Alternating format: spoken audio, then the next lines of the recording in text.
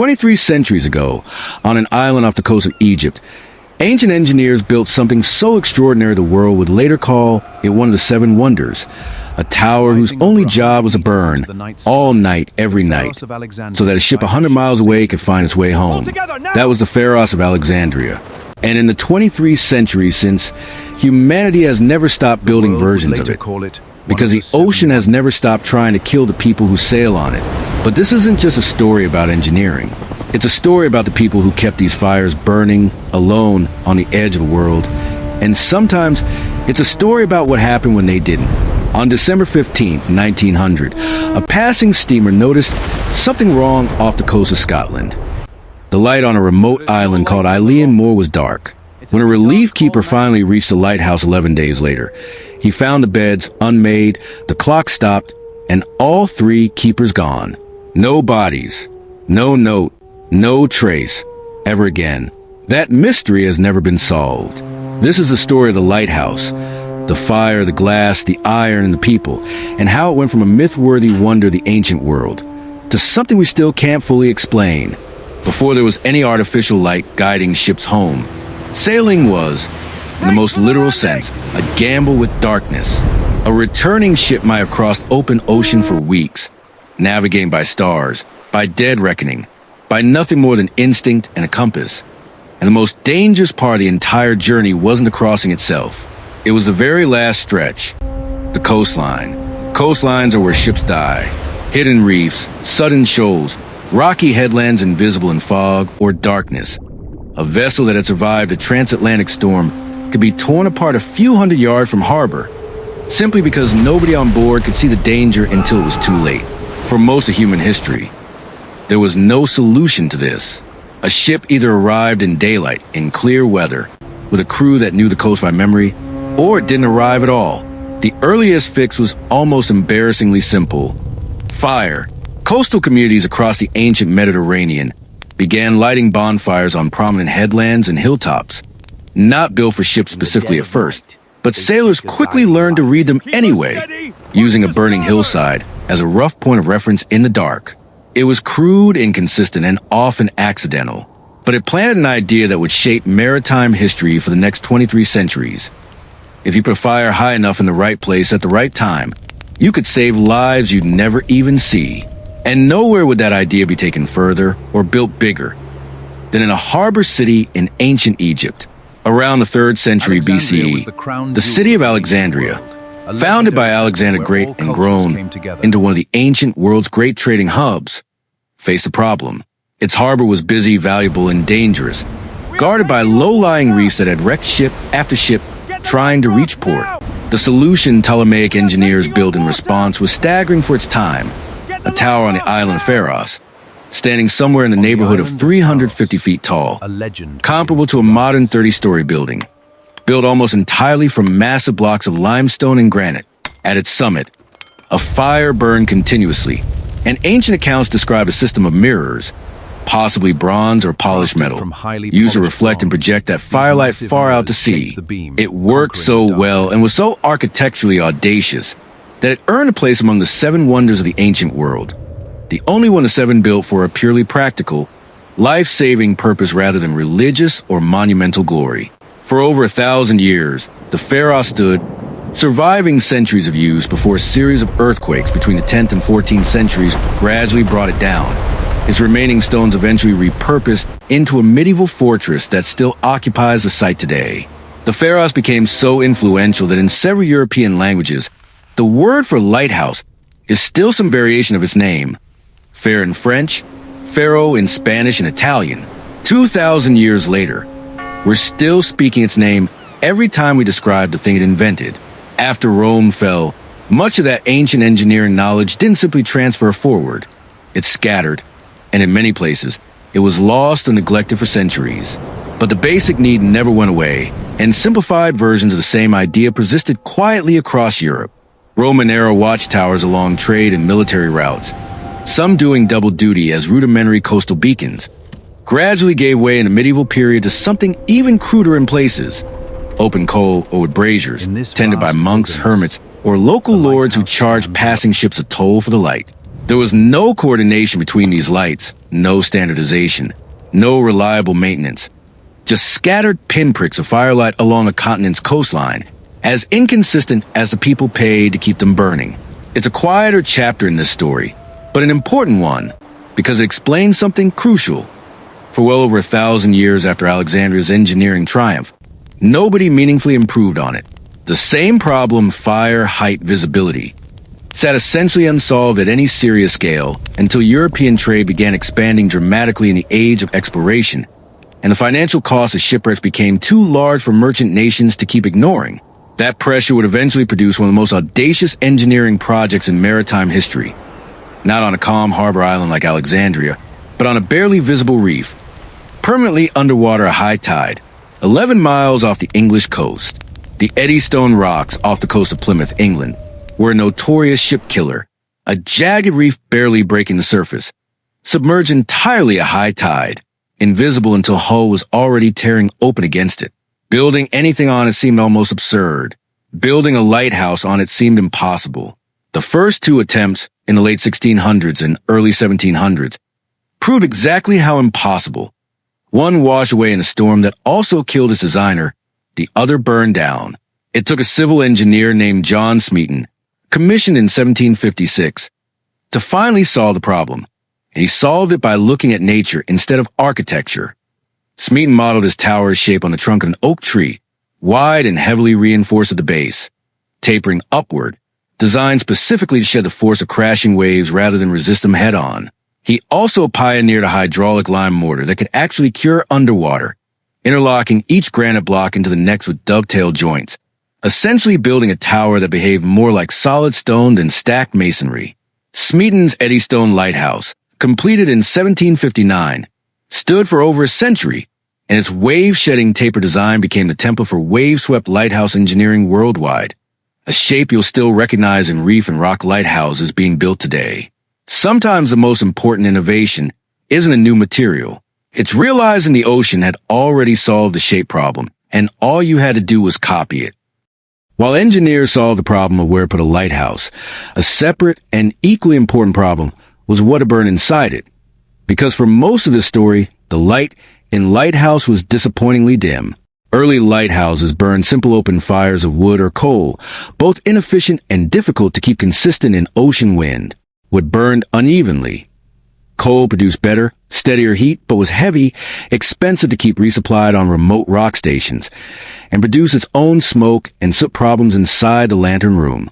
Over the 18th century, oil lamps gradually took over. First various plant oils, then whale oil, prized for burning cleanly and brightly, though expensive and increasingly scarce as whaling stocks were depleted. The real leap came from a Swiss physicist named Ami Argand, who in the 1780s designed a lamp with a hollow, cylindrical wick that let air flow through the center of the flame as well as around it, producing a flame dramatically brighter, wider, and steadier than any wick in a dish design that came before. The Argand lamp became the new standard almost overnight, adopted across European and then American lighthouses as the biggest single jump in lighthouse brightness in centuries. But a bright flame alone still wasn't enough. A raw, unfocused flame scatters its light in every direction. Most of it wasted, pointed uselessly at the sky or the sea floor instead of toward the horizon where ships actually needed it. Solving that problem wouldn't come from a better flame at all. It would come from glass. In 1822, a French physicist and engineer named Augustin-Jean Fresnel solved a problem that had frustrated lighthouse designers for decades. How do you take one modest flame and turn it into a beam of light powerful enough to be seen 20, 30, even 40 miles out to sea? Fresnel's answer was a completely new kind of lens. Not one thick, heavy piece of glass, which absorbed and wasted enormous amounts of light, but design built from dozens, sometimes hundreds, of individually cut glass prisms arranged in concentric rings around a central bullseye. Each prism bent a portion of the flame-scattered light and refracted it into one tight, powerful horizontal beam, capturing light that would otherwise have shot uselessly into the sky or the sea, and redirecting nearly all of it toward the horizon. The effect was staggering. A modest oil flame, focused through a large Fresnel lens, could suddenly project a beam of light visible from ships dozens of miles away, a leap in effective brightness that dwarfed anything achieved by simply burning more fuel. European nations, adopted the technology quickly. The lens itself became a marvel in its own right. Some of the largest, known as first-order lenses, stood taller than a person and were breathtaking enough that keepers described the experience of standing inside one, surrounded by refracted light, as something close to religious. The Fresnel lens remains, without exaggeration, one of the most important optical inventions in history, and it's the reason the second half of this story, in America, hinged so heavily on one stubborn government official who almost refused to let the country have it all. America built its first lighthouse, Boston Light, on Little Brewster Island in Boston Harbor. In 1716, decades before independence, it burned down, was blown up by British Marines in 1776 as they retreated from Boston Harbor, and was rebuilt by the new United States in 1783, becoming the young nation's very first federally maintained lighthouse after the Treasury Department's lighthouse establishment took over the system in 1789. For over 3 decades, though, American lighthouse policy was shaped almost entirely by one man, Stephen Pleasonton, a Treasury official who oversaw the country's lighthouses from 1820 to 1852, and who became infamous for one specific habit. Pleasonton took enormous pride in returning unspent government funds to the Treasury rather than investing them in better lighthouse technology, even as Fresnel's revolutionary lens transformed European lighthouses into vastly more powerful, more reliable beacons. American ships kept wrecking on American coastlines throughout this period, guided by comparatively weak, old-fashioned lighting technology, while a solution already existed and Pleasonton simply wouldn't buy it. The breaking point, fittingly, came down to fog, when a group of U.S. congressmen were personally denied entry into a fog-bound New York harbor, unable to see the coastline that lighthouses were supposed to illuminate. They returned to Washington and, with newfound motivation, swiftly passed a bill creating the U.S. Lighthouse Board in 1852, finally stripping Pleasonton of authority. Within 8 years, the new board had installed over 500 Fresnel lenses along American coasts. It's one of the clearest examples in this entire story of a pattern you'll recognize if you've watched other videos on this channel. American infrastructure, again and again, improving only after the failure to improve it became personally, undeniably inconvenient to the people in charge. Once a lighthouse had a powerful new lens, someone had to take care of it. And that job, lighthouse keeping, was one of the loneliest and most demanding professions in 19th century America. By 1858, the official rulebook for American lighthouse keepers ran 87 printed pages, outlining 131 separate tasks required just to properly operate and maintain a single Fresnel lens apparatus. Precise instructions down to how many tenths of an inch to raise a wick after lighting it. Keepers could be dismissed immediately for being found intoxicated, or for any lapse that let the light go dark even briefly. Leaving the station without written permission was allowed only to collect pay or attend Sunday religious services. Many keepers lived at their stations with entire families, spouses and children sharing the isolation of a remote rock or headland, sometimes for years at a stretch, supplementing meager government pay with fishing or small farming, wherever terrain allowed it. Women serve as keepers too, sometimes taking over officially after a husband's death or illness, running the light and the household with equal precision. It was repetitive, physically demanding, often dangerous work, romanticized by the press of the era far more than it was ever experienced by the people actually doing it. And sometimes that isolation had a darker edge, because when something went wrong at a remote station, with no radio, no telephone, and often weeks between supply visits, there was frequently no way for anyone to know until it was far too late. For every keeper who simply endured the isolation, there were others whose stories became legendary specifically because they didn't just maintain the light. They used their position at the edge of the sea to save lives directly, in moments of extraordinary danger. In September 1838, off the coast of Northumberland, England, a young woman named Grace Darling spotted survivors clinging to a rock after the paddle steamer Forfarshire wrecked in a violent storm. Grace and her father, the lighthouse keeper, rowed a small boat through the same storm that had just destroyed the ship, reaching the survivors and helping bring them to safety. She became a national sensation almost overnight, celebrated across Britain as a symbol of quiet, unglamorous heroism, precisely because nobody had asked her to do it. America had its own version of that story in Ida Lewis, keeper of the Lime Rock Light in Newport, Rhode Island, credited over her lifetime with saving somewhere around 18 people from drowning in the waters around her station, including, according to accounts from her later years, soldiers who'd fallen through ice while trying to steal her family's chickens. She became one of the most celebrated women in 19th century America, visited by presidents, and her story reframed the entire public image of what a lighthouse keeper actually was, not just a caretaker machine, but frequently the last line of defense between a shipwreck and a tragedy. These stories are the emotional heart of lighthouse history, proof of exactly what all that isolation and discipline was actually for. But not every story from this era ends with a rescue. Some end with mystery that's never been solved. On the remote Scottish island of Isle Moor, part of a small archipelago called the Flannan Isles, a lighthouse had been operating for barely a year when, on December 15, 1900, a passing steamer noticed its light was dark. Bad weather delayed any investigation for 11 days. When the relief vessel Hesperus finally reached the island on December 26th, assistant keeper Joseph Moore went ashore alone. He found the entrance gate and main door shut, the beds unmade, the kitchen clock stopped, and one keeper's oilskin coat still hanging on its hook. All three keepers, James Duckett, Thomas Marshall, and Donald MacArthur, were simply gone. No bodies were ever recovered. The official investigation, led by Lighthouse Superintendent Robert Muirhead, found genuine physical evidence of an enormous storm.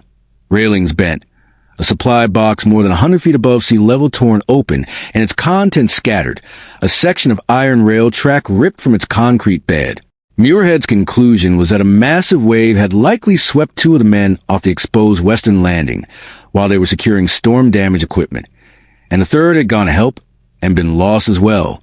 Worth noting, in the interest of accuracy, some of the most famous details in popular retellings, an overturned chair, a half-eaten meal frozen in time, actually trace back to a dramatic poem written years later, not the original 1900 investigation, which described the kitchen as clean and orderly. The real mystery doesn't need embellishment. Three experienced men, in a place built specifically to keep them safe, vanished without a trace. And over a century later, nobody has ever definitively explained why. Through the 20th century, the very isolation that had defined lighthouse keeping for 2 centuries began, deliberately and steadily, to be engineered out of profession entirely. Acetylene gas systems, fully automatic and self-regulating, allowed some lighthouses to operate reliably without a keeper physically present as early as the early 1900s. Electrification pushed automation much further. By 1886, the Statue of Liberty had already become the first American lighthouse to use electric light, a preview of where the entire system was heading. Remote monitoring. First over telegraph and landline, then radio, then satellite links, let a central authority track the health of a lighthouse's light and fog signal from hundreds of miles away, with backup systems designed to activate automatically the moment any component failed. This wasn't just a technical upgrade. It was a quiet and an entire way of life. Generations of families who had lived, worked, and sometimes died maintaining these towers were, one station at a time, phased out a job that machines could now do more reliably, more cheaply, and without any risk to human life at all. It's a bittersweet kind of progress. Fewer shipwrecks, fewer keeper tragedies like Flannan Isles, but also the end of a genuinely unique American and global profession that had existed, largely unchanged, since the 1700s. Here's a detail almost too perfect to be true. Boston Light, America's very first lighthouse, built in 1716, was also the very last one in the entire country to be automated, finally converting to fully automatic operation in 1998. For 282 years, in one form or another, a human being stood watch at America's original lighthouse. And when automation finally reached it, it didn't happen because a light failed or a keeper was lost. It happened simply because there was, by that point, no longer any practical need for a person to be there at all. Today, thanks to a special act of Congress, Boston Light remains the only lighthouse in the United States still legally required to have a resident keeper, even though the light itself operates automatically, a living monument to a profession the rest of the country had already retired. It's a genuinely fitting bookend to America's lighthouse story. The same tower that opened this entire chapter of maritime history in 1716 is the one place where, symbolically, that chapter never fully closed. By the late 20th century, GPS satellites gave sailors something no lighthouse ever could: precise, instantaneous positioning anywhere on Earth, in any weather, without needing to see anything at all. It's reasonable to assume that should have made the lighthouse obsolete. It hasn't. And the reason comes down to a single word: vulnerability.